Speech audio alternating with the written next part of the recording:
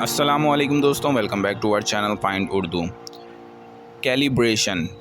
Calibration کا مطلب ہے کسی چیز کو بالکل پریسائز اور ایکوریٹ میجر میں ایڈجسٹ کرنا تاکہ وہ بالکل ٹھیک طریقے سے کام کرے۔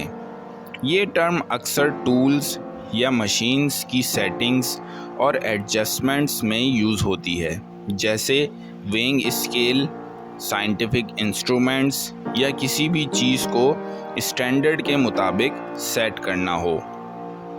کیلیبریشن کا پروسیس کسی بھی مشین یا ڈیوائس کی کریکٹ پرفارمنس کے لیے بھی بہت ضروری ہوتا ہے۔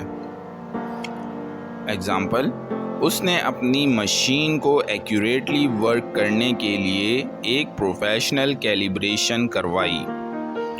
The technician calibrated the instrument to ensure accurate readings. Technician نے انسٹرومنٹ کو کیلیبریٹڈ کیا تاکہ ایکوریٹ ریڈنگز مل سکیں۔ کیلیبریشن کا مطلب ہے کسی بھی ڈیوائس یا ٹول کو اسٹینڈرڈ پر ایڈجسٹ کرنا تاکہ وہ صحیح رزلٹ دے۔